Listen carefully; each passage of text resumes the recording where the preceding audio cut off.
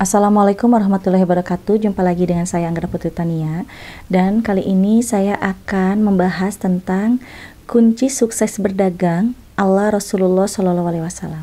Sebelum kita lanjut, jangan lupa like, share, and subscribe IMP Entertainment News Channel. Terima kasih.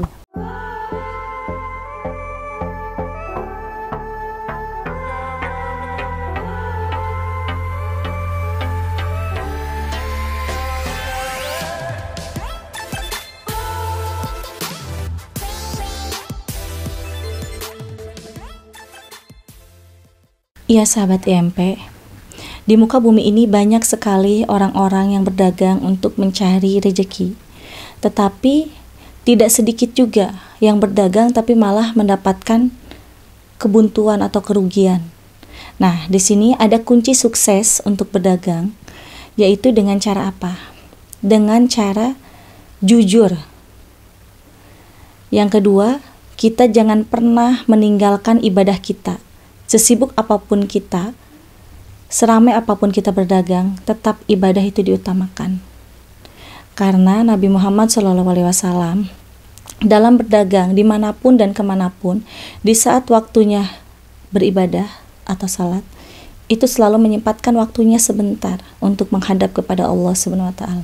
Maka dari itu Nabi Muhammad SAW di saat berdagang selalu laku, walaupun hasilnya tidak banyak, tetapi itu bisa manfaat barokah bagi dirinya beliau dan juga keluarganya. Dan Nabi Muhammad SAW berdagang tanpa modal, karena dengan kejujurannya, dengan taatnya ibadah kepada Allah, beliau itu dipercaya oleh sohibul mal, yaitu oleh orang-orang yang mempunyai uang ya, atau pemodal, yang dimana Nabi Muhammad SAW itu bisa berdagang awal mulanya di negeri sendiri. Dan setelah sukses di negeri sendiri, beliau sampai berdagang mengelilingi seluruh negara. Dan di saat mengelilingi seluruh negara, Nabi Muhammad itu bertemu dengan Ibu Siti Khadijah. Nabi Muhammad bertemu dengan Ibu Siti Khadijah, dan Ibu Siti Khadijah di situ ingin Nabi Muhammad menjadi suaminya. Karena Ibu Siti Khadijah itu ingin bisa membantu perekonomian pada zaman dulu untuk rakyat-rakyat kecil, dan juga ingin membantu Nabi Muhammad dalam syiar agama. Pada saat itu Nabi Muhammad SAW di saat berdagang banyak sekali cacian, fitnahan dari orang-orang. Di saat Nabi Muhammad menikah dengan Ibu Siti Khadijah, pernah dituduh oleh Abu Khaliki bahwa Nabi Muhammad itu memuja. Nabi Muhammad bisa kaya katanya dengan cara yang tidak baik, yaitu menipu. Tapi di situ Nabi Muhammad SAW sabar dengan fitnahan tersebut, bahkan memasrahkan semuanya kepada Allah Subhanahu wa taala. Dan di situ Nabi Muhammad SAW bisa meyakinkan kepada orang-orang yang pernah berburuk sangka kepadanya bahwa Nabi Muhammad bisa menghidupi orang banyak dengan hasil dari laba jualannya. Dengan bantuan Ibu Siti Khadijah yang kaya raya, mempunyai harta yang banyak, di situ Nabi Muhammad pun juga banyak sekali menyedekahkan harta-harta yang ada untuk orang banyak. Orang yang benar-benar menerima sedekah dari Kanjeng Rasulullah SAW itu adalah kebanyakan orang-orang yang bersyukur. Beda halnya di zaman sekarang, di saat adanya orang yang memberi sedekah, itu disebut pamer, disebut ria. Kadang orang yang menerima sedekahnya pun juga tidak bersyukur, yang ada mempunyai niat untuk memanfaatkan. Nah, mudah-mudahan kita sahabat IMP dijauhkan dari hal-hal seperti itu ya. Karena dengan apa yang kita punya, kita jangan pernah takut untuk menyedekahkan. Karena sedekah itu adalah sama dengan membuka pintu kita ke dalam rahmat dan ridhonya Allah yang akan Allah berikan. Karena orang yang tidak pernah bersedekah, atau misalkan sedekah pun juga mempunyai sifat ujub riya takabur, Allah akan menutup pintu rahmatnya kepada orang-orang yang mempunyai sifat seperti itu. Nah, jadi di dalam berdagang, kita walaupun mendapatkan hasil yang sedikit, sisihkan 1 bulan sekali untuk bisa menyedekahkan. Karena kalau zakat itu udah jelas, zakat itu setahun sekali ada. Tapi untuk sedekah itu kita sempatkan lah. Misalkan kita punya uang nih dalam 1 bulan, hasil dari dagang itu labanya 1 juta misal. Nah, dari 1 juta itu kita bisa sisihkan 300.000, berarti 30%. Untuk yang menerima haknya itu adalah kaum duafa. Dan di saat kita juga menyedekahkan, kita jangan sampai salah orang. Karena kalau sampai kita memberi sedekah kepada orang yang salah, yang ada bukan menjadikan pahala untuk diri kita, tetapi akan memadorotkan diri kita. Karena yang kita sedekahkan kepada orang itu tidak bersyukur dan bahkan uang itu dipakai dengan hal-hal yang tidak baik. Memang yang namanya sedekah, kita jangan pilih-pilih. Sedekah ya tinggal sedekah. Pernah ada yang bilang, sedekah ya tinggal sedekah. Jangan pernah pilih-pilih orang. Tapi di sini juga kita harus bisa melihat di dalam kitab Miftahul Jaham bahwa kita sedekah itu harus kepada orang yang tepat. Di saat kita salah memberi, madorotlah diri kita.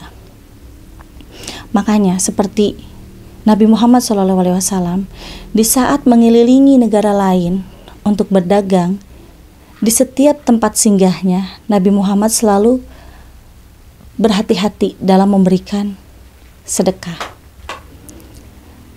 Karena yang namanya sedekah itu identik dengan harta. Harta itu bisa membersihkan dosa kita jikalau harta yang kita sedekahkan tepat kepada orang yang berhak menerimanya. Tapi harta tersebut bisa menjadi kotor kalau kita salah dalam memberi.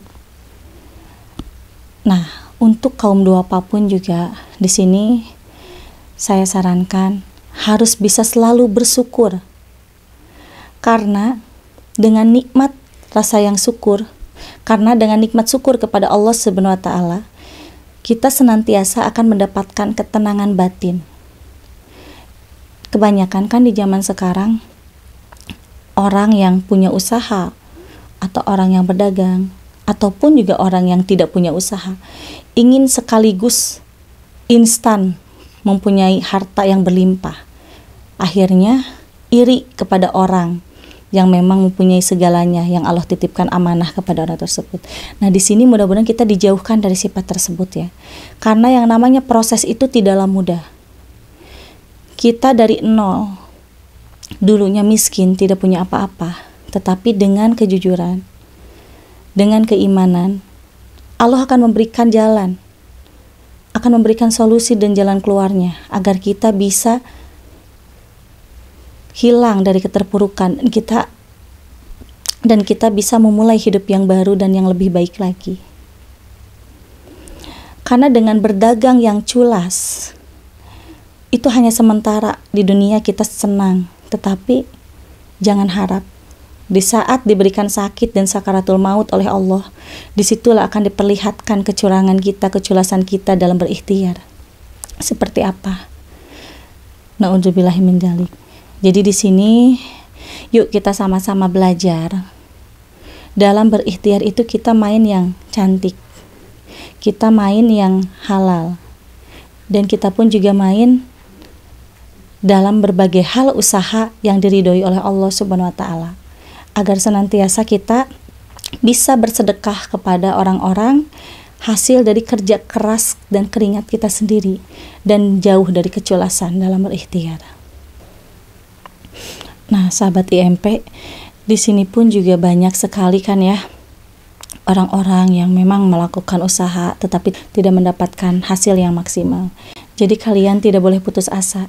Karena dengan keyakinan kita kepada Allah dalam berikhtiar, dalam usaha apapun, kalau memang Allah ridho, kalau memang ada izin Allah, itu semua akan sesuai dengan apa yang kita harapkan. Terutama jujur, jangan sampai culas atau memakan uang yang bukan haknya. Dan kedua, yang tadi saya sampaikan, sesibuk apapun, jangan pernah meninggalkan sholat. Karena banyak cara. Sholat itu kan ada jamak takhir, jamak qashar. Kalau memang kita benar-benar sibuk itu bisa dilakukan. Tapi kalau memang kita santai, ya kita lakukanlah sesuai dengan waktunya. Nah, di sini pun juga banyak orang yang suka jual beli tanah, terus membantu untuk orang yang menjual rumah. Nah, di sini juga perlu saya jelaskan bahwa perantara yang sering menjual tanah dan menjual rumah dengan culas atau mengambil haknya orang, di dalam kitab Miftahul Jaham, di dunia saja akan dihisap oleh Allah kalau orang tersebut panjang umur di usia 50 tahun ke atas. Karena urusan dengan jual beli itu sangatlah rentan di dalam hukum agama. Walaupun jual beli itu sah itu yang seperti apa? Kita menjual hak orang dan mendapatkan hasil sesuai dengan apa yang diinginkan oleh haknya. Mungkin itu sah-sah saja. Tetapi kalau kita menjual hak orang dengan menzalimi orang tersebut, di situ sama dengan kita memakan yang bukan haknya. Yang dimana yang kita makan yang bukan haknya itu akan menjadikan nanah berdarah yang sangat bau busuk yang akan bisa menghisap dirinya di dunia dan di akhirat. Na'udzubillahi min dzalik. Jadi di sini siapapun yang berikhtiar, berusaha, berdagang, lakukanlah yang terbaik sesuai hukum agama dan sesuai hukum negara. Jangan sampai karena hanya ingin mendapatkan uang yang banyak, akhirnya menghalalkan segala macam cara. Mudah-mudahan sahabat IMP, saya dan keluarga juga selalu diberikan perlindungan oleh Allah Subhanahu wa taala dan selalu disehatkan lahir batin, juga dilancarkan segalanya. Mungkin pembahasan dari saya cukup sekian. Insya Allah kedepannya saya akan membahas lagi tema yang lainnya. Saya pamit undur diri. Wassalamualaikum warahmatullahi wabarakatuh.